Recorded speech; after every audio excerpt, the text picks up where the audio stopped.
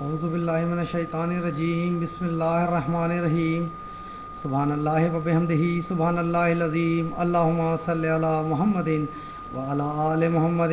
وعلی عبدہ المسیح الموعود والمصلح موعود انکا حمید مجید۔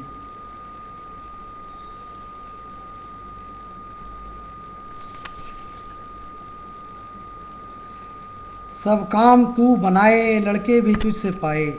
سب کام تو بنائے لڑکے بھی تجھ سے پائے، سب کچھ تیری عطا ہے گھر سے تو کچھ نہ لائے،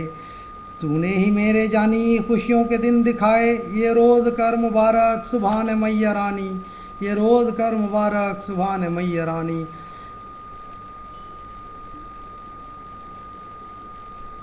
کر ان کو نیک قسمت دے ان کو دین و دولت،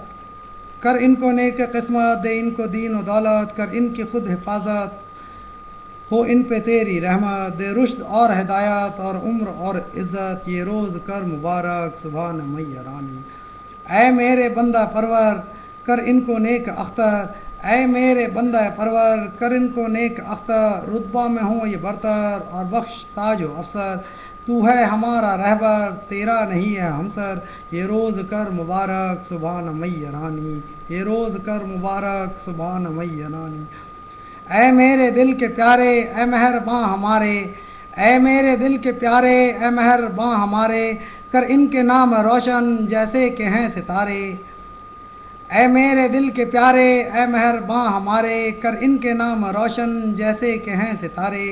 یہ فضل کر کے ہوویں نیک و گہر یہ سارے،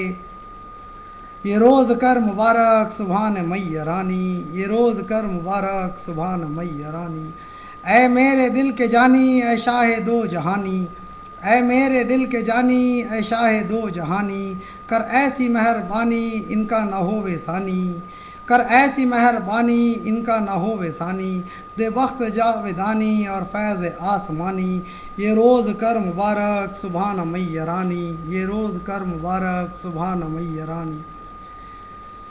معزز ناظرین السلام علیکم ورحمۃ اللہ وبرکاتہ۔ میں شیخ صاحب کے کمنٹ کا جواب دینے سے پہلے ایک غلطی کا ازالہ کر دوں۔ موبائل آئی چیلنج کے میرے 2 کامنٹ میں نے جو مولوی منظور چنیوٹی کا نام لیا ہے وہ مجھ سے غلطی ہو گئی تھی، دراصل اس مولوی کا نام تھا اسلم قریشی، لہٰذا اس کی تصحیح کر لی جائے۔ پیارے دوستو، حضرت مرزا بشیر الدین محمود احمد خلیفۃ المسیح ثانی المصلح موعود رضی اللہ تعالیٰ عنہ کے کارنامے اس قدر ہیں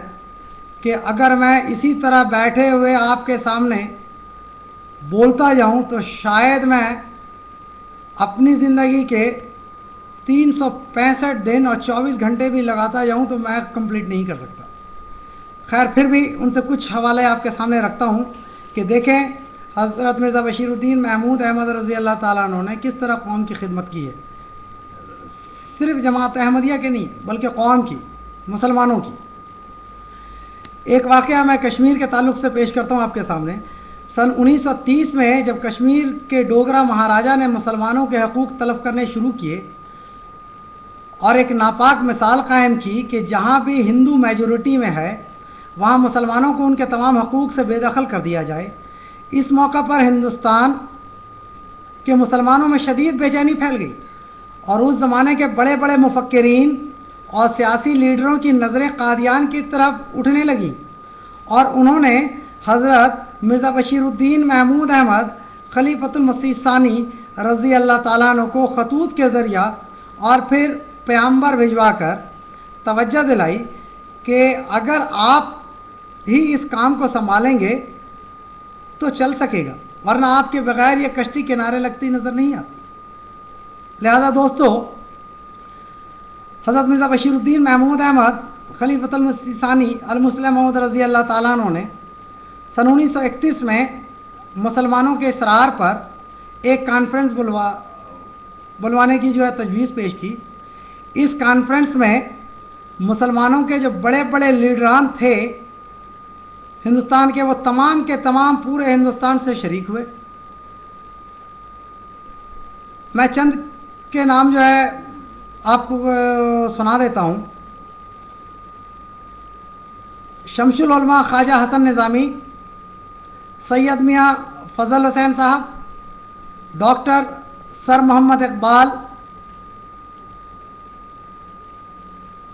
سر ذوالفقار علی خان صاحب، نواب صاحب کنچپورہ، خاں بہادر رحیم بخش صاحب،